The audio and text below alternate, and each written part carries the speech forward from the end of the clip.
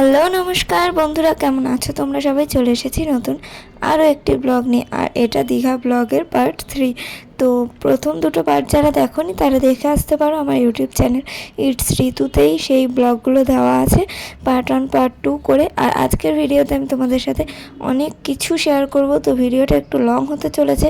তো তোমরা তাও দেখো, তোমাদের খুবই ভালো লাগবে আর মজা লাগবে। দেখতেই পেরেছিলে যে আমি দীঘা এসে পৌঁছেছি, মানে আমরা 5 জন আর পাড়া প্রতিবেশী আরও অনেক লোকজন মিলে একসঙ্গে আমরা দীঘা এসেছিলাম। তো আসার পর বাস থেমেছিল হোটেলের সামনে, সেই অবধি আগের ব্লগটা শেষ করেছিলাম।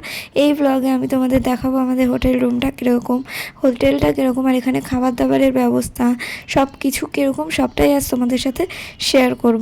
দেখো, এই বছর কিন্তু খুবই ঘোরা হচ্ছে। এই বছর বলে না, আগের বছর যে ইকো পার্ক যাওয়া থেকে শুরু করেছি, তারপর বাঁকুড়া, এখানে ওখানে পরপর বেশ ভালোই ঘোরা হচ্ছে মায়ের সাথে।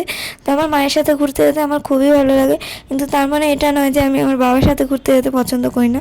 দুজনের সাথে একসাথে তো যেতে পারবো না, তো ইন্ডিভিজুয়ালি যদি দুজনের সাথে ঘুরি তো আমার সেটাও ভালোই লাগে। হ্যাঁ, এখন মনের ভিতর তো অনেক কিছু কথাই জমে থাকে, যেটা ভিডিওর মাধ্যমে না বলাটাই ভালো, আর বলতে চাইলেও বলতে পারছি না। বাদ দাও সেসব কথা। তো চলো, আমরা দীঘায় চলে এসেছি। এবার আমরা আমাদের হোটেল রুমটা দেখে নিই। তো আমাদের কত তলায় দেবে সেটা আমরা নিজেরাও জানি না, কারণ ওরা আমাদের জিজ্ঞাসা করছিল কোন ফ্লোরে তোমরা ঘর নেবে, কি বৃত্তান্ত। তার আগে এই একটা ঘর খোলা ছিল, যেটাই আমি একটু উকি ঝুঁকি মেনে নিলাম। তারপর আমরা শুনতে পেলাম যে আমাদের 206 নম্বর রুম দিয়েছে। তো আমরা 5 জনেই উপরে যাচ্ছিলাম, যে 5 জনেরই বোধহয়, যে 5 জনের হয়তো একটা রুমেই দেবে, 5 জন একটা ফ্যামিলি থেকে এসেছি।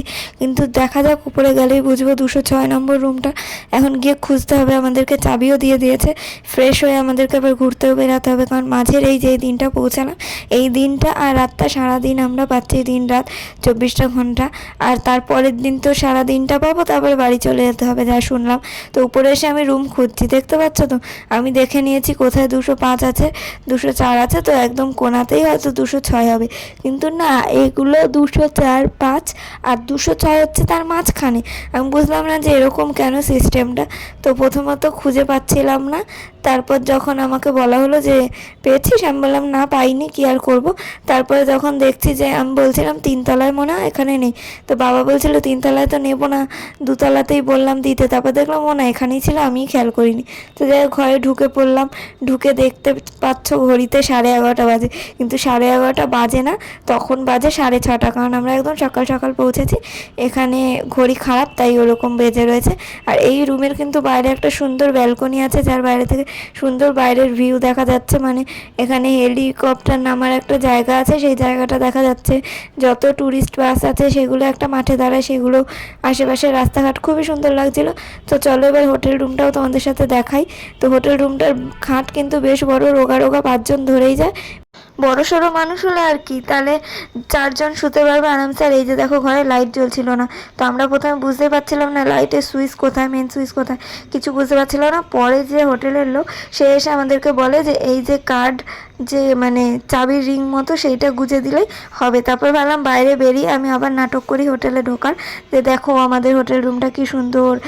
ওই একটা টিভি দিয়েছে, এসির জায়গা করা আছে, গরমকালে চাইলেই তোমরা এসি নিতে পারো। আর সেই সময় ছিল হালকা হালকা শীত। আর কি কাণ্ড হয়েছে জানো তো, আমাদের কলকাতায় গরম পড়ে গেছে দেখে আমি, রিয়া, ম্যাক্সিমাম মানুষজনই সোয়েটার আনেনি। যাদের সঙ্গে একদম ছোট বাচ্চা এসছে তাদের ছাড়া বেশিরভাগ লোকই সোয়েটার আনেনি, সবাই স্টাইলিশ জামাকাপড় সাজগোজের জিনিস এনেছে। এদিকে ভোরবেলার দিকে তো সবারই লাগছে ঠান্ডা, সব কাঁপতে আরম্ভ করেছে। আমি তো মাথায় ওড়নাটা পেঁচিয়ে নিয়েছি, রিয়াও ওড়না পেঁচিয়ে নিয়েছি, কিন্তু গায়ে কিন্তু ভালোই ঠান্ডা লাগছিল। কিন্তু কি আর করা যাবে, ঠান্ডা সহ্য করে নিতেই হবে, ঘুরতে এসেছি বলে কথা। ঘোরার সময় যদি আমরা অত কিছু ভাবি তাহলে তো আর চলবে না। তো সেই কারণে আমরা আশেপাশের দৃশ্য দেখার জন্য বেরোবো বলে তাড়াতাড়ি করে এখন জামা প্যান্ট পরে রেডি হব। আর তখনই দেখলাম বাবা এখানে চাদর পাততে শুরু করেছে, কারণ আমি বলেইছিলাম আমরা কোথাও ঘুরতে গেলে চাদর নিয়ে যাই। এটা কিন্তু তোমরা এটা ভেবো না যে কি ছুচি ভাই লোকের চাদরে শোবে না। লোকের বাড়ি যাওয়া আর হোটেলে 100 রকমের 100 জন মানুষ এখানে এসে ঘুমায়, সে চাদর কবে ধোয়, ঠিক করে ধোয় কি ধোয় না, শোয়া উচিত না। যাদের বিশেষ করে অ্যালার্জি বা এরকম প্রবলেম থাকে তাদের তো শোয়াই উচিত না, কারণ হোটেল রুম না ঝাড় দেওয়া হয় সেরকমভাবে না কিছু। তো যাই হোক, এখানে সবাই মিলে একটা চাদর পাততে লেগেছে, চাদর পাতা হয়ে গেছে। এখানে থাকবো আমি, রিয়া আর বাকি যে 2 জন আছে বাবা, মানে আমরা 4 জন এখানে থাকবো। যেটুকু নিচে রাঁধুনিরা যেই রুমে থাকছে সেই রুমে থাকতে দিয়েছে, যেটা শুনে তো আমার খুবই হাসি পাচ্ছিলো। কিন্তু যাই হোক, সেও তো মানুষ যাই হোক থাকতে তো হবেই, একটা রুম তো তাকে দিতেই হবে। তো আমি ভাট বকছি, এখানে সবাই রেডি হচ্ছে স্নানে যাওয়ার জন্য, মানে সমুদ্রে। কিন্তু আমি যেহেতু ভালো জামা কাপড় পরেই গেছিলাম, উপরের টপটা চেঞ্জ করে নিয়েছি, সমুদ্রের আবহাওয়ার সাথে ম্যাচ করে একটা সুন্দর জামা পরে নিয়েছি। আর এখন আমরা যাচ্ছি নিচে, যে আশেপাশে সাইট সিন ঘুরবো আর তারপর সমুদ্রে একেবারে স্নান করব। তো আমার ড্রেস আপ এমনই ছিল যে আমি ওইভাবে সাইট সিন ঘুরে একবারে সমুদ্রে স্নান করলেও আমার সমস্যা নেই। কিন্তু রিয়া পরে গেছিলো জিন্স, প্রথমে হাফ প্যান্ট পরেছিল, পরার পর ওকে বলা হলো যে ওরকম লেংটি মতো হাফ প্যান্ট পরে তুই রাস্তায় ঘুরতে যাবি, তো একটা ভালো প্যান্ট পরে নে। তো ও ডাইরেক্ট পরে নিয়েছে জিন্স। এবার কি করা যাবে, জিন্স তো ভিজাতেই হবে। আর নিচে এসে দেখলাম যে সবাইকে চা বিস্কুট দিচ্ছে, তো চা বিস্কুট খাওয়া শুরু করলাম। হোটেলে কিন্তু আয়োজন বেশ ভালো, হোটেলের মধ্যেই আমাদের রাঁধুনি এনে রান্না করানো হচ্ছে। আমরা কোনো বাইরের খাবার খাচ্ছি না, আমাদের পাড়া থেকে, ওখান থেকে আমাদের সঙ্গে রাঁধুনি এসেছে 2-3 জন, তারাই রান্না করছে এতগুলো মানুষের। সবাই মিলে চা খেয়ে নিলাম। আমি সেরকমভাবে চা খাই না, কিন্তু গলাটা একটু ব্যথা ব্যথা থাকে, চাটা খেয়ে বাইরের দিকে আসতে, মানে হোটেলের এপাশে ওপাশে ঘুরতে, এখানে আমি আমার কালটির মতো একটা ছোট্ট পায়রা দেখতে পেলাম, যেটা দেখে আমার খুবই মায়া লাগছিল। কিন্তু তারপরে ভালো ও হয়তো উঠতে পারে, এমনি সাইকেলে বসে আছে, চলে যাবে, সেই ভেবেই আর কি ওকে সবাই আদর করছিল, খোঁচাচ্ছিল। কিন্তু আমার দেখে মনে হচ্ছিলো যে এ তো কালটির মতনই ছোটো, একে আদৌ উঠতে পারে। এই যে দেখো আমার বাবা সবার আগে হাতে নিয়েছে, সেই দেখে আমার সাহস জাগলো যে হ্যাঁ, পায়রাটা হয়তো উঠতে পারে। এই যে লাফ দিয়ে নেমে গেল না, এতেই আমি ভেবেছি হয়তো ওখানে বসে আছে, রোদ পোহাবে, চলে যাবে। কিন্তু না, ও ওখানে সবসময় বসেছিল। সেই কারণে আমরা খাওয়া দাওয়ার আগে আর কি নিচে ঘুরছিলাম। আর এই যে পুচকে বাচ্চাটা এসেছে, ও আমার স্টুডেন্ট। যাই হোক, ও আমার কাছে এসে বলছিল দেখো দেখো এইটা কি আন্টি। এবার আমি ওকে ভয় দেখাচ্ছিলাম যে তোমার টাকের উপর বসিয়ে দিয়ে আসো। ও বলছিল না না, আমার টাকে পায়খানা করে দেবে। এরকম রিয়াকেও আমি প্রচণ্ড ভয় দেখিয়েছি এই পায়রাটাকে দিয়ে। ওরা যে কেন ভয় পায়, এই ছোট্ট বাচ্চাটাকে দেখে ভয় পাওয়ার কি আছে? ও কি কামড়াচ্ছে না কিছু করছে? হ্যাঁ, নানা ঝাপটায় আর মাঝে মধ্যে চুচা চুচা আওয়াজ করে, তাতে ভয় পাওয়ার কিছুই নেই। কারণ ওর মুখে এখনও পায়রা যে বকম বকম ডাকে সেই ডাকটাই আসেনি, ও এতটাই ছোট, কিছু করার নেই। যাই হোক, বাদ দাও, ওখানেও বসে থাক, দেখা যাক শেষ অবধি কী হয়। আর এখানে রিয়া দেখো ছোচার মতো ঘুরঘুর করছে যে কখন খাবার দেবে। আসলে সবারই খিদে পেয়ে গেছে, সারা রাত জেগে জেগে জার্নি করে এসছে। ঘুমিয়ে থাকলে একটা কথা, জেগে থাকলে জানো তো বেশি খিদে পায়, আর আমার তো মাঝরাত্রিরে বেশি খিদে পায়। তো যাই হোক, এখানে আমরা চেয়ার টেবিল নিয়ে বসে পড়েছি। প্রথম দিন সবে পৌঁছেছি, তো সবারই একটা উত্তেজনার লেভেলই আলাদা। বাচ্চা থেকে বুড়োই দেখো, এই ছোট্ট বাচ্চাটা আমাদের বাড়ির সামনেই থাকে, তো মানে বাড়ির উল্টো দিকের, মানে পাড়োশি বলতে পারো, প্রতিবেশী। তো সে আর কি সবাইকে প্লেট দিচ্ছ, কিন্তু একদমই ছোট, 3 বছর এরকম বয়স হবে, অল্প অল্প কথা বলতে পারেও। সবাইকে বলছে এই নাও থালা নাও, খাও খাও, তরকারি দিক, তারপর থালা দেবো। এদিকে জেঠু তো কেড়ে করে বলেছিলাম ওনার খুব হুমড়ি তুমড়ি তারা, তো ও দিচ্ছে না, তার থালা নিয়ে বসে পড়েছে, কখন খাবার আসবে তার ঠিক নেই। এদিকে ওই বাচ্চাটা সবাইকে খাবার দিচ্ছে, ঠিক আছে। এবার যারা আমাদের পাড়ায় থাকো তারা তো ওকে চেনোই, আমাদের বাড়ির উল্টো দিকে যে মুদিখানার দোকানটা আছে, কেষ্টদা বলে সবাই, তারই ছেলে হচ্ছে, ওটার নাম আমি সঠিক জানি না। সবার প্রথম 2টো করে লুচি দেওয়া হলো, কারণ এখনও লুচি ভালো করে ভাজা হয়নি, মানে হঠাৎ সবে মাত্র তারাও এসছে, আমরাও এসেছি, রাত জেগে জেগে এসে সাথে সাথে রান্না করা একটা মানে হেট্রিক বিষয়। সেই কারণে এখন রান্না হয়েছে লুচি আর ছোলার ডাল। এই দিনে লুচি ছোলার ডালটা এতটাই টেস্টি হয়েছিল কি বলবো, মারাত্মক খেতে হয়েছিল। খেয়ে দিয়ে বেরিয়ে পড়লাম আমরা সাইট সিন ঘুরতে। আর হোটেলের সামনেই দাঁড়িয়ে ছিল প্রচুর টোটো, আর সেখানেই কথাবার্তা বলে 450 টাকায় আমাদের সাইট সিন দেখানোর কথা হলো যে 450 টাকা নেবে। দীঘার এইদিকে, নিউ দীঘার এদিকে যত সাইট সিন আছে সব দেখাবে। তো বেরিয়ে পড়লাম রাস্তার দিকে। এবার টোটো করে আমরা 5 জন যাচ্ছি, জেঠু সামনের দিকে বসেছে আর আমরা 4 জন পিছন দিকে বসেছি। তো এখন আমরা জানি না যে দীঘায় কী কী সাইট সিন আছে। আগের যখন এসেছিলাম অনেক আগে, তখনের সব কিছু মোটামুটি ভুলে গেছি আর মনেও নেই। তো সেই কারণে এখন নতুন করে সব কিছু দেখবো, দেখা যাক দীঘায় কী কী আছে, আর তোমাদের সাথেও শেয়ার করবো। আর তো শেয়ার করবো সাইট সিনে কী কী দেখলাম, আর হচ্ছে গিয়ে তারপরে সমুদ্রে স্নান করতে গিয়ে কী কী হলো। আর এখানে দেখো একটা জাহাজ বাড়ি দেখতে পেলে, আর এখানে যেমন করে টোটোটা দাঁড়ালো, আমরা ভাবলাম এখানেই মনে আমাদেরকে নামতে হবে, কিন্তু না, সামনে গাড়ি ছিল, তার জন্যই। আর এখানে আমরা অনেক মন্দির দেখলাম, অনেক কিছু দেখেছি। তো তোমরাও দেখো, এই যে দেখো সেই জাহাজ বাড়ি যেটার কথা তোমাদেরকে বললাম। আগেরবার আমরা এই জাহাজ বাড়ির আশেপাশেই একটা হোটেলে ছিলাম, কিন্তু এইবার জাহাজ বাড়ির থেকে একটু দূরে হোটেল নিয়েছি, কিন্তু আমাদের হোটেলটা ভালোই। আর এই যে দেখো প্রথম একটা মন্দিরের সামনে নামালো। আমি তো জানতাম পুরীতেই শুধুমাত্র জায়গা জায়গায় জায়গায় মন্দির, মায়াপুরে মন্দির, কিন্তু দীঘাতেও যে মন্দির আছে এটা আমি ভাবতে পারিনি। যাই হোক চলো দেখা যাক এটা কিসের মন্দির। বেশিরভাগ জায়গায় তো রাধাকৃষ্ণের মন্দির না হলে শিব মন্দির থাকে, তো এটা মনে হচ্ছিল যে আমার রাধাকৃষ্ণের মন্দির। আর প্রত্যেকটা মন্দিরেই রাধাকৃষ্ণ, হনুমানজি, শিব ঠাকুর এগুলো থাকবে, এগুলো কম্পালসারি। তো যাই হোক দেখো জেঠুকে দেখো কি পরে এসেছে, হাফ প্যান্ট, একটা টি শার্ট আর উপরে গলায় একটা তোয়ালে, মানে একবারে স্নান করার প্রস্তুতি নিয়েই এসেছে। তাই বলে ঘুরতে এসেছে, একটু ঠিকঠাক করে আসতে তো হয়। যাই হোক সবাই নিয়ে হাসাহাসি করছিল। উনি তো ওনার মতনই দেখো গটগট করে হেঁটে চলে যাচ্ছে, যেন এই জায়গা ওনার একদম নখদর্পণে, সব কিছু চেনে, কোনো ব্যাপার না। সেই কারণে চলে যাচ্ছে এগিয়ে এগিয়ে। আর এখানে টাকা লাগবে কী লাগবে কিছু জানে না, হাঁটা দিয়েছে। যাই হোক বাদ দাও। তো আমরাও যাচ্ছি। এই মন্দিরটা দেখো খুব সুন্দর, সাদা কালার করা, অনেকটা পুরীর মন্দিরের ওই রকমই কাটিং। তো আমরা সবাই এখানে হাঁটতে হাঁটতে ঢুকছি। মন্দিরে ক্যামেরা অ্যালাউ নয়, প্রত্যেকটা জায়গায় লেখা থাকে, কিন্তু প্রতিটা মানুষই ছবি তোলে। কিছু কিছু জায়গায় একটু বেশি কড়াকড়ি হয়, তখন একটু ভয়ের ঠাড়া বন্ধ রাখতেই হয়। বা যেই মন্দিরগুলোর একদম ভিতর দিকে ঢুকতে হয় তখন ফোন জমা দিয়ে ঢুকতে হয়। কিন্তু এখানে কী সিস্টেম আমি জানি না। কিছু দূর উঠতেই আমাদের সবাইকেই বলা হচ্ছিলো এখানে কিন্তু ফোন অ্যালাউ নয়। কিন্তু আমি তো চালাকের থেকেও মহা চালাক, আমি চুপি চুপি ঠিক ভিডিও করে নিয়েছি। আমি জানি ঠাকুর আমার উপর রাগ করেনি, কারণ ঠাকুর বুঝতে পারছে একবার এসেছে, স্মৃতিটাকে ধরে নিয়ে যেতে চাইছে, আমাকে সবার সঙ্গে তুলে ধরতে চাইছে, আমি কেন রাগ করব। যাই হোক এখানে তুলতে গিয়ে আমার ওড়নাটা বারবার সামনে চলে আসছিলো, যেহেতু আমি গোপনে তুলছি না, ভালো করে দেখাতে পারলাম না, যেহেতু ওখানে অনেক লোকজন ছিল। ধরা পড়লেই আমি বকা খেতাম, আর সেটা একদম ভালো লাগতো না। লোকের কাছে কথা শুনেলে খারাপই লাগে। আর দেখো একটুখানি রাস্তা জার্নি করে চলে এলাম আর একটা মন্দিরে। সবাই 50 টাকা।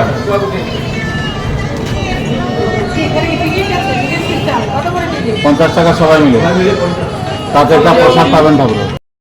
গেটের মুখে শুনেই নিলে আমরা 5 জন ছিলাম, 50 টাকা নিয়েছে, মানে বলছিল সবাই মিলে 50 টাকা। এবার আমি জানি না 10 জন থাকলেও 50 টাকা নাকি একজন থাকলেও 50 টাকা, আমি বুঝতে পারলাম না এই কথাটা। তো যাই হোক চলো ভিতরে ঢোকা যাক। এটা কি মন্দির বুঝতে পারছিলাম না।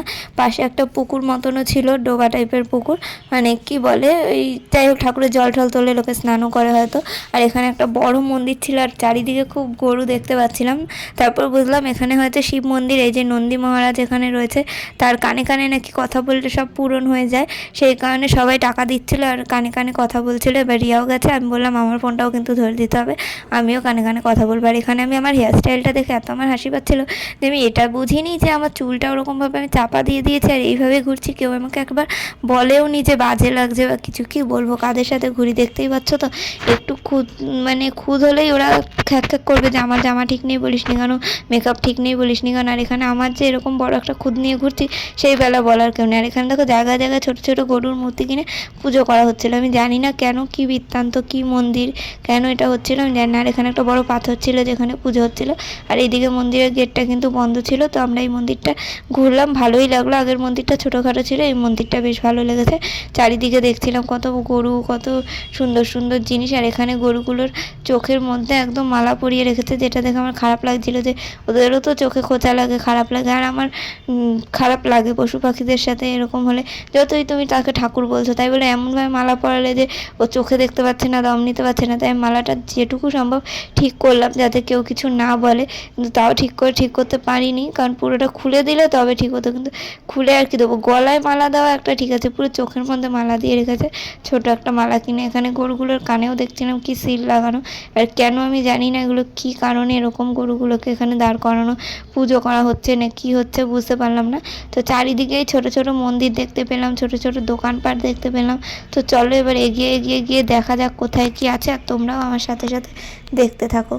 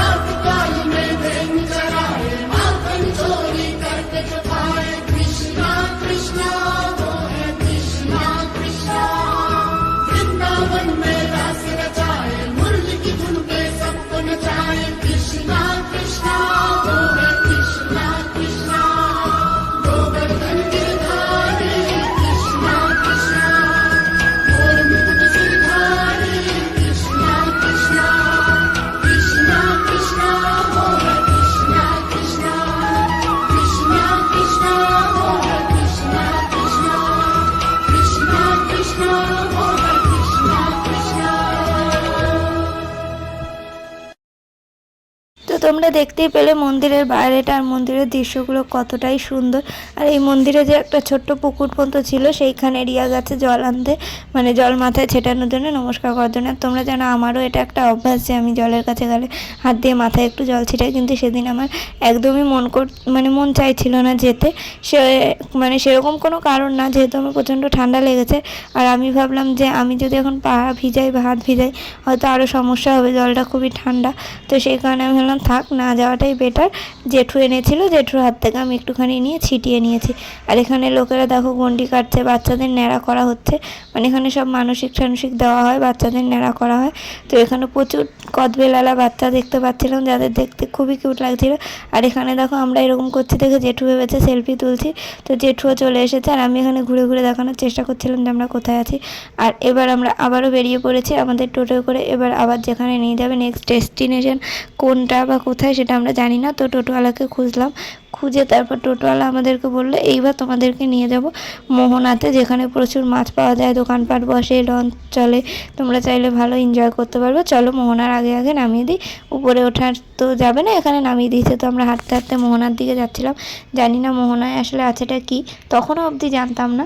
তো চলো গিয়ে দেখা যাক মোহনাটা আসলে কীরকম। মানে সবাই হাঁটতে হাঁটতে যাচ্ছে আর আঙুল দিয়ে এটা ওটা দেখাচ্ছে যে ওইদিকে দেখো, মনে হচ্ছে সমুদ্রের মানে বালিগুলো উঁচু হয়ে আছে, এই আছে সেই আছে, নানা রকম কথা। কিন্তু এখানে আমি যা দেখলাম বা বুঝলাম, মোহনা বলতে কি যে এই জায়গাটা চর পড়ে গেছে বালিতে, জল খুব কম, একদমই জল কম, মাছ ধরা যায়, নামা যায়, সেরকম ঢেউ হয় না, ডোবার মতো হয়ে গেছে।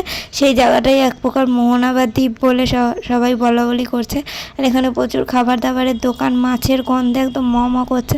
আমার তো মনে হচ্ছিলো এই জায়গাটার নাম মোহনা না দিয়ে মাছড়িপুর দেওয়া উচিত ছিল, বা এরকম কিছু, মানে এরকম ধরনের মাছ রিলেটেড নাম দেওয়া উচিত। রিয়ার নাক দেখো একদম চেপে ধরেছে, কারণ ও মাছের গন্ধ একদম সহ্য করতে পারে না।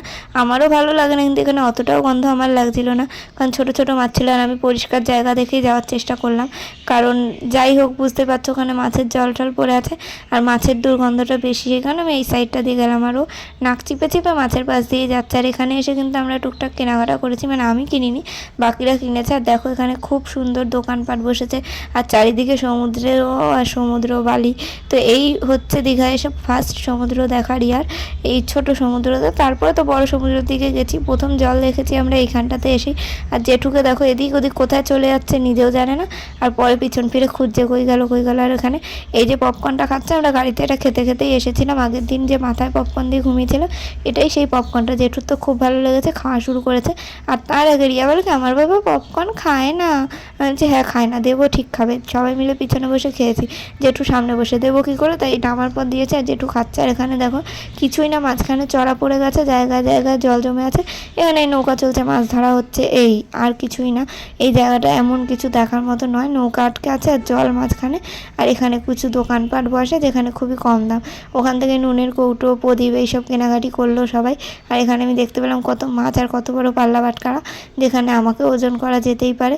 তো চলো এবার আবার টোটো ধরে নেক্সট ডেস্টিনেশন কোথায় সেখানে যাওয়া যাক, আর দেখি এই জায়গাগুলোর মধ্যে সবথেকে আমার কোন জায়গাটা বেশি ভালো লাগছে সেটাও আমি তোমাদেরকে বলবো। তোমাদের কোন জায়গাটা বেশি ভালো লাগছে, আজকে যে কটা সাইট সিন ঘুরছি তার মধ্যে কোনটা বেশি ভালো লাগছে তোমরাও কিন্তু কমেন্ট করে জানাতে ভুলো না।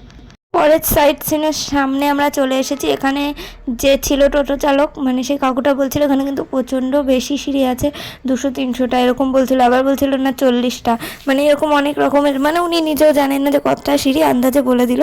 তো যাই হোক, যে উঠতে পারবে না তার ওখানে আসাটা উচিত না, কিন্তু এই জায়গাটাই সব থেকে সুন্দর। যে একটু কষ্ট করে আসবে না তার এখান থেকে ফিরে যেতে আর মন চাইবে না। অনেকে বলছে এটা শুটিং স্পট, মানে এখানে নাকি শুটিং হয়। দেখতেই পাচ্ছ চারিদিকে এত সুন্দর সাজানো, শুটিং না হওয়ার কিছু নেই। আর আমার বাবা তো শুটিং করেই যাচ্ছে আসার পর থেকে, যবে থেকে আমার বাবা ফোন কিনেছে বা আমার মা ফোন কিনেছে, মানে যখন তাদের কাছে একটা স্মার্টফোন ছিল না তারা সবাই অবজেকশন করতো ফোনের মধ্যে কী এমন আছে, আমাদের সময়কার স্টিল ছবিই ভালো ছিল ফোন নিয়ে সারাক্ষণ বসে থাকা। কিন্তু এখন যখন নিজেদের ফোন হয়েছে, নিজেরা 24 ঘন্টা ফোন দেখে, এখন বলার কিছুই নেই যে হ্যাঁ ফোনের মধ্যে কী আছে, কারণ নিজেরাও জেনে গেছে ফোনের মধ্যে কী আছে। তো যাই হোক, আমার বাবা আমার থেকেও বেশি ভিডিও আর ছবি তুলতে এগাচ্ছিল। আর এই জায়গাটা এতটা সুন্দর যে আমি কাটছাট করার সুযোগ পেলাম না, পুরো দৃশ্যটাই তোমাদের সাথে তুলে ধরলাম, কিভাবে আমরা গেলাম না গেলাম সেই জিনিসগুলো। আর তোমরা দেখো এই জায়গাটা খুবই সুন্দর। আমি তারপর এখানে সিঁড়ি ভাঙার পর আমরা বুঝতে পারলাম এখানে 100 থেকে 150টার বেশি সিঁড়ি আছে, মানে প্রায় 160-70টার মতো সিঁড়ি আছে। আমি যেটুকু আন্দাজে করলাম, মানে কিছুটা দূর আমাদেরকে উঠে যেতে হবে, তারপর আবার ঢালের দিকে সিঁড়ি করেই নামতে হবে। ঢাল নেই, এটা আরও ভালো, নাহলে আরও অসুবিধা হতো। আর আমার যতদূর মনে পড়ছে এখানে আমি আগেরবারও এসেছিলাম, তখন এত সুন্দর গোছানো ছিল না, তখন একটু ভাঙাচোরা, একটু অপরিষ্কার ছিল। এখন সরকারের থেকে জিনিসগুলো আরও সুন্দর করে দিয়েছে। ট্যুরিস্ট সাইট বলে কথা, সুন্দর না থাকলে লোকজন আসবে কেন? আর ট্যুরিস্টের যে আসার এই জায়গাগুলো থেকে সরকারেও কিন্তু কিছু প্রফিট আছে, ইনকাম হয়। এমনি এমনি তারা এত সুন্দর করে গুছিয়ে দেয় না। আর সবাই, তোমরা তো জানোই, যেই সরকার যত ভালো কাজ করবে সে তত ভোট পাবে, সেই কারণেই সে সেই এলাকায় সেরকমভাবে কাজ করে। আর এখানে সিঁড়িগুলো দেখো, দেখেই বুঝছো যে নতুন, খুব বেশি দিনের পুরনো নয়। আর পিছনে পিছনে লোকজন আসছে, আর আমি ঘুরে ঘুরে দেখানোর চেষ্টা করছিলাম। আর এই জায়গাটার পাশে প্রচুর ঝাউবন আছে, আর এখানে প্রচুর শ্যুটিং হয়েছে এর আগে, আমার যেটুকু মনে হলো দেখে। আর এখানে প্রচুর প্রি ওয়েডিং শ্যুট হয়, মানে বিয়ের আগে যে ফটোশ্যুটগুলো এখন মানুষজন করে সেগুলোও শ্যুট হয়। রিয়াও আমাকে বলছিল কোন ইউটিউবার নাকি এখানে এসে শ্যুট করেছে, এইসব বলাবলি করছিল। আর আমরাও গল্প করতে করতে যাচ্ছিলাম। আমি তো সিঁড়ি ভেঙে উঠে যাবো, আমার কোনো ব্যাপার না, যতই আমার শরীর খারাপ হোক বা যাই হোক, আমার ঘোড়ার নাম শুনলে সব গায়েব হয়ে যায়। এদিকে রিয়া রয়েছে, রিয়ার বাবা রয়েছে, পা ভাঙা মানুষ, এরা কী করে উঠবে কে জানে, এটাই ভাবছিলাম। আর এদিকে দেখো গটগট গটগট করে উঠে যাচ্ছে। আমি রিয়াকে এটাই বলছিলাম, যখন বলে না যে শরীর ভালো নেই, কাজে যাবো না বা কাজ কামাই করে কুড়েমি করে, তখন এই ভিডিওটা দেখাবে যে সিঁড়ি ওঠার সময়, ঘোরার সময় শরীর খারাপ কোথায় চলে গেল। তো এই নিয়েই আমরা ইয়ার্কি মজা করতে করতে উঠছিলাম। আর এদিকে বাবা, রিয়া সবাই ভিডিও করছে। এত সুন্দর একটা জায়গা ভিডিও না করে পারা যায়? আর আমার বাবা তো আছেই, বলবে দাঁড়াও দাঁড়াও ছবি করছি, বলে যেই দাঁড়াই দেখি ছবি কি, আমি স্টিল দাঁড়িয়ে আছি আর বাবা করেছে কি ভিডিও। আর কিছু কিছু ছবিও তুলেছে। আর আমার বাবার যুক্তি হিসাবে যে ছবি যতক্ষণ না জুম করে তোলা হবে, যেমন রিয়ার বাবা উপরটা দাঁড়িয়ে আছে, ধরো সেখান দিয়ে তুমি একটা ছবি তুলছো, মানে প্রাকৃতিক দৃশ্যটা উঠছে, ওর বাবাকে উঠছে, সেটা না, জুম করে মানুষটাকে বড় করে দেখাতে হবে, তবেই ভালো ছবি, নাহলে ভালো ছবি ওঠে না। আর জুম করলে কি হয়, পিকচার কোয়ালিটি খারাপ হয়ে যায়, সেটা আর কে বোঝাবে?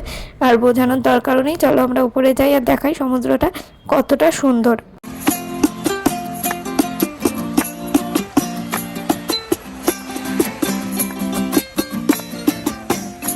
আমার মন বসে না শহরে, ইট পাথরের নগরে, তাই তো আইলাম সাগরে, তাই তো আইলাম সাগরে। মন বসে না শহরে, ইট পাথরের নগরে, তাই তো আইলাম সাগরে, তাই তো আইলাম সাগরে। আবার এই সাগর পারে আইসায় আমার মাতাল মাতাল লাগে, এই রূপ দেখিয়া মন পিঞ্জরায় সুখের পক্ষী ডাকে।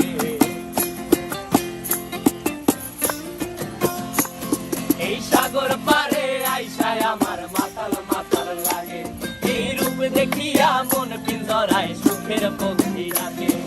পারতাম যদি থাইকা যাইতে এই সাগরের পারে, ঝিনুক মালা গাইথা কাটাই দিতাম জীবনটারে।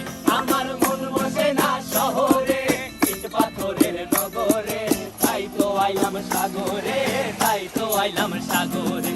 মন বসে না শহরে, ইট পাথরের নগরে, তাই তো আইলাম সাগরে, তাই তো আইলাম সাগরে।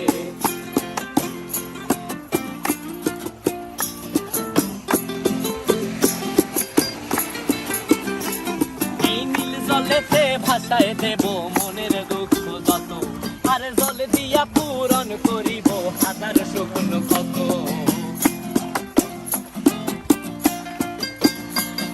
এই নীল জলেতে ভাসায় দেব মনের দুঃখ যত, আর জল দিয়া পূরণ করিব হাজার স্বপ্ন কত। পারতাম যদি থাইকা যাইতে এই সাগরের পারে, ঝিনুক মালা গাইথা কাটাই দিতাম জীবনটারে। আমার মন বসে না শহরে, ইট পাথরের নগরে, তাই তো আইলাম সাগরে, তাই তো আইলাম সাগরে। মন বসে না শহরে, ইট পাথরের নগরে, তাই তো আইলাম সাগরে, তাই তো আইলাম সাগরে। আরে তাই তো আইলাম সাগরে, তাই তো আইলাম সাগরে। আরে তাই তো আইলাম সাগরে, তাই তো আইলাম সাগরে। নিউ দীঘার যে মেন বিচ বা মানে ওল্ড দীঘার যে বিচ আছে সে বিচে তো নামতে দেয় না। নিউ দীঘার যে মেন বিচ যেখানে আর কি সবাই স্নান করে ঘুরে ফেরে, মেন যে জায়গা যেখানে স্নানের জন্য যায়, তার থেকেও এই জায়গাটা বেশি সুন্দর। আর তোমরা যদি জেনে থাকো এই জায়গাটার নাম কি, এটা শঙ্করপুর না উদয়পুর, সেটা তোমরা যদি জেনে থাকো আমাকে কমেন্ট করে জানিও। আর এই সমুদ্রে দেখো খুব কম লোক আছে যারা স্নান করছিল, এখানে প্রচুর জোড়া জোড়া ঝিনুক পড়েছিল ছোটো ছোটো, যেগুলো দেখে আমি আর নিজেকে সামলাতে পারছিলাম না, তাই ফোন ব্যাগে ঢুকে সবার আগে ঝিনুক কুড়াতে শুরু করে দেবো। তো চলো আশেপাশে কী আছে সেটাও দেখাই, আর আমি কত ঝিনুক কুড়াচ্ছি সেটাও দেখাই। মানে ঝিনুক দেখলে আমি নিজেকে লোভ সামলাতে পারি না, তো সেই কারণে আমি এখানে ঝিনুক কুড়াতে চলে এসেছি। আর প্রচণ্ড পরিমাণে ঝিনুক চারিদিকে, মানে এখানে যদি আমাকে 1 ঘন্টা ছেড়ে দেওয়া হয় আমি 1 বালতি ঝিনুক কুড়িয়ে ফেলতে পারবো, কিন্তু এখানে বেশিক্ষণ থাকা হয়নি কারণ টোটোতে লোক বসে আছে। আর আমরা যদি এখানে 10 ঘন্টা লাগাই তাহলে তো বোরিং ফিল হবে, কিন্তু এই সমুদ্রটার মতো সুন্দর জায়গা, মানে এই সমুদ্র কি, সমুদ্র তো একই, কিন্তু এই অংশটার মতো সুন্দর কোনো অংশ নেই। এই এরপরে যদি কখনো আবার মানে ভগবানের ইচ্ছায় দীঘা যাওয়া হয়, তো দীঘার সমুদ্রের বিচের থেকে আমার এই জায়গাটা বেশি পছন্দ। চেষ্টা করবো এইখানে এসেই বসে থাকার, অন্য জায়গায় ঘোরা হোক বা না হোক এই জায়গাটা প্রচণ্ড সুন্দর, মানে বলে বোঝাতে পারবো না নিজেরা যদি না আসো। আর আমি তো ঝিনুক কোড়ার মানে কোড়ানোর আনন্দে চারিদিকের দৃশ্য তোমাদেরকে দেখাবো তাই ভুলে যাচ্ছি, মানে আমার মাথা খারাপ হয়ে গেছে এত পরিমাণে ঝিনুক দেখে। পুরীতেও আমি প্রচুর ঝিনুক কুড়িয়েছিলাম যেবার গেছিলাম, আর কুড়িয়ে এনে সেগুলো দিয়ে জিনিসপত্রও বানিয়েছি। তো আমার ঝিনুক শামুক মানে কুড়ানো স্বভাবটা আমার রক্তে রক্তে রয়েছে, তো সেই কারণে আমি যেখানে যাই সেখানেই কোড়ানো শুরু করি। এখানে দেখো সমুদ্রের জলের ঢেউটাও কি সুন্দর, খানিকটা আমার পুরী পুরী ভাইবস আসছিলো, যে খানিকটা পুরীর মতনই লাগছিল, কিন্তু এখানে জল দেখো কতটা সুন্দর। আর আমার মনে হচ্ছিলো এখানেই স্নান করতে নেমে যাই, কিন্তু এখান থেকে স্নান করে হোটেলে যেতে যেতে আমাদের গা এতটাই ভেজে থাকবে যে আমাদের জ্বর চলে আসবে। তো সেই কারণে আমরা এখানে ঘুরলাম, ছবি তুললাম, ভিডিও করলাম, অনেক কিছু করলাম। বিশেষ করে রিয়া আর আমার বাবা প্রচুর ছবি ভিডিও তুলেছে, কিন্তু আমাকে যদি কাউকে তুলে দিতে বলি না তোলে না। বাবা যা তুলেছে সে তো বললামই কেমন তোলে, রিয়া যে তুলে দেবে ও তুলতেই চায় না। তাহলে ঠিক আছে বাদ দাও, নিজেরটা নিজেকেই ম্যানেজ করতে হবে, ওর মতন থাকুক, ওর মতো তুলুক। আমিও এবার রিয়াকে খুব বেশি তুলে দেইনি, বাবা তুলে তুলে দিয়েছিল, কারণ আমার রাগ হয়ে গেছিলো যে ও তুলে দেয় না আমি তুলে দেবো। যাই হোক এখানে দেখো আমি ঝিনুক কুড়িয়েই যাচ্ছি। তো এখানে দেখতেই পাচ্ছ আমি কতগুলো ঝিনুক কুড়িয়েছি, কিন্তু আমি চাইলে আরও কুড়াতে পারতাম। আর অনেক প্লাস্টিকে ভরে নিয়েছি কিছুটা, পরবর্তীকালে তোমাদের সাথে শেয়ার করব। আর দেখো এত ঝিনুক কুড়াচ্ছি, আরও কিছুটা সময় থাকতে পারলে ভালো লাগতো, কিন্তু আমাদের বিচে আবার স্নানও করতে যেতে হবে, তারপর হোটেলে গিয়ে ফ্রেশ হয়ে আবার বিকালে কেনাকাটা করতেও বেরোতে হবে। অতটা জার্নি করে আসার পর সাথে সাথে আমরা সবাই বেরিয়ে পড়েছি, একটু ঘুমানোরও দরকার আছে, কিন্তু ঘুরতে গিয়ে কি ঘুমাতে ভালো লাগে? আমার আবার কোনো ব্যাপার না, ঘুম ঠুম জলাঞ্জলি যাক, খাওয়া জলাঞ্জলি যাক, ঘোরাটাই মেন। তো সেই কারণে আমি অত কিছু ভাবছিলাম না, কিন্তু বাকি যারা রয়েছে তারা মানে ঘুমাবে, শোবে, একটু রেস্ট নেবে, তারা এটাই ভেবেছে। আর এখানে জায়গা দেখো এত সুন্দর, মনে হচ্ছে আমি ফোনের ভিতর দিয়ে এখন আবার ঝাঁপিয়ে পড়ি ওই সমুদ্রের মধ্যে আর ভেসে চলে যাই কোথাও জীবনের। মানে কি বলবো, আমার এতটা ভালো লাগছে দেখে এখন, মানে লোভ সামলাতে পারছি না। এই যে 2 দিন আগে ঘুরে এসেছি এটা মনেই হচ্ছে না, মনে হচ্ছে আবার যাই, কতদিন হয়ে গেল যাই না। আর এখানে দেখো আমি এটা কী করছিলাম আমি নিজেও জানি না, রোদের ঠালায় তো তাকানো যাচ্ছিলই না, তার মধ্যে আমি আবার এইসব কী নাটক নকশা করে বসে আছি আমি নিজেও জানি না। যাই হোক চারিদিকটা ঘুরে ঘুরে তোমাদের তো দেখা হয়ে গেল আমার সাথে সাথে। চলো আবার সিঁড়ি ভেঙে উপরে ওঠার পালা, উপরে গিয়ে দেখাচ্ছি আর কোথায় যাচ্ছি বা কী করছি। আর এখানে দেখো আমি একটা সুন্দর ফুল তুলে নিয়েছি, এটা জংলি ফুল, কিন্তু এখন অনেক বিল্ডিং ফ্ল্যাটেও লাগায়, কিন্তু জংলি ফুলটাই আমি কুড়িয়ে একটু ছবি তুলছিলাম, তারপর আমার ব্যাগের মধ্যে লাগিয়ে রেখে দিয়েছিলাম চেনের সাথে। আর এখানে একটা জায়গা দেখালো যেখানে নাকি কাজু বাদামের চাষ হয়, বাগান, এখানেও নাকি ঢুকতে দেয়, কিন্তু আমরা গেলাম, বললো এখন ঢোকা যাবে না, এখন বন্ধ আছে। তো যাই হোক আমরা আশেপাশ দিয়ে দেখলাম, এখানে দরজার বাইরে পাঁচিলে কাজু বাদামের ডিজাইন করা ছিল, তো ওখান থেকে ডাইরেক্ট আমরা বেরিয়ে চলে এলাম বিচে, কারণ ওর জায়গাটা বন্ধ ছিল। এখানে এসে স্নান করবো, আর নিজেদের ফোন হাতে নিয়ে তো স্নান করা সম্ভব না, তাও চেষ্টা করবো যতটা তুলে ধরতে পারি আর কি। তো দেখো আমরা এসে পড়েছি দীঘার যে মেন স্নানের ঘাট বা স্নানের বিচ, সেই জায়গাটা গঙ্গার ঘাট হয়, সমুদ্রের ঘাট তো হয় না, আমি একটু ভুল বলি সেটা তো তোমরা জানোই।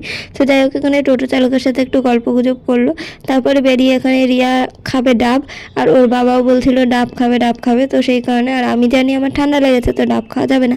আমি এতটাই বলদ, আমি জানি না যে ডাব খেলে ঠান্ডা লাগে না বা কিছু ভালো শরীরের পক্ষে, তো সেই কারণে ও বলছে দেখে আমি বলছি না আমার ঠান্ডা লেগেছে আমি খাবো না। আমি যে এতটাই মাথা মোটা, খেয়েই নিতে পারতাম ডাব, আমি খাই, আমার খারাপ লাগে না। আর শাঁসালা ডাব আমার বাবা নিতে চাইছিল যে আমরা শাঁসালা ডাব নেব, আর আমারও সেম, আমার শাঁসালা ডাবই পছন্দ, নর্মাল শুধু ডাবের ওই জল খাবো 50 টাকা দিয়ে, ও কি কি খায় মানুষ ওই জল, শুধু একটু মিষ্টি মিষ্টি থাকে, জানি অনেক গুণ আছে, উপকার আছে, কিন্তু শ্বাসটা পেলে তাও মনের থেকে স্যাটিসফাইড হওয়া যায় যে একটুখানি টাকা খরচ করে কিছু একটা পাওয়া গেছে যেটা পেটে গিয়ে মনে হয় যে পেটে আছে। জল খেলে তো বাথরুম করবে এক্ষুনি বেরিয়ে যাবে। তো যাই হোক বাদ দাও। ওখানে রিয়ার বাবা দুটো কচি কচি ডাব কিনেছে, একটা আমার একটা রিয়ার।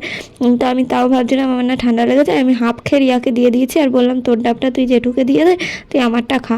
যাই হোক বাবা ওই দোকানে অনেকক্ষণ ধরে চয়েস করছিল আর তর্ক করছিল যে আমার এই ডাবটাই চাই, কিন্তু ওই লোক মানে ওই দোকানের ঠাকুমাটা বলছিল না তলা দিয়ে আমি কেটে দেবো না। তার কারণ কি আমি জানি না। আর এখানে দেখো আমরা বিচের সামনে চলে এসেছি, একটা জায়গায় জুতো খুলে সমস্ত ব্যাগ ফোন জমা দিয়ে আমাদেরকে ওইখানটা যেতে হবে।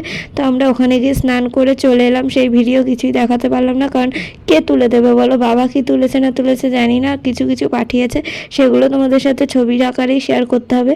বাবা যা তুলেছে এই দেখো, সমুদ্রের পাড়ে আমরা বসে আছি আর মাথায় ঘোমটা দিয়ে আমি হোটেলে ফেরত এসে স্নান করে ফ্রেশ হয়ে নিয়েছি। আর রাতের বেলা কোথায় গেছি কী কী করেছি সেটা আর একটা পার্টে শেয়ার করব, মানে পার্ট 4-এ শেয়ার করব তোমাদের সাথে। আর এখানে দেখো কিছু কিছু ছবি আমার বাবার, আমাদের গ্রুপ ছবি, সবার ছবি রয়েছে এখানে। তো আজকে তো আমরা খুবই মজা করলাম দীঘায় গিয়ে। আর তোমরাও যাও, ঘুরে আসো, খুব কাছাকাছি, খুব বেশি খরচও হয় না, দিনে দিনে ঘুরে আসা যায়। আর আমরা খুবই আনন্দ করলাম একসঙ্গে, পাড়া থেকে প্রথম ঘুরতে যাওয়ার ট্যুর হিসাবে। তো আমরা তো খুবই মজা করছি এখানে ঘুরতে এসে, তোমরাও মজা করো, ঘুরে বেড়াও, আনন্দে থাকো। আর আজকে যে কটা সাইট সিন দেখলাম তার মধ্যে তোমাদের কোনটা ভালো লাগলো অবশ্যই কমেন্ট করে জানিও, আর ভিডিওটা কেমন লাগলো সেটাও কমেন্ট করে জানিও। আর ভিডিওটা ভালো লাগলে লাইক কমেন্ট শেয়ার সাবস্ক্রাইব করে দিও। সবাই সুস্থ থেকো, ভালো থেকো, আনন্দে থেকো, আর অনেক অনেক মজা করতে থাকো। আর আজকের মতো এখানেই শেষ করছি, টাটা।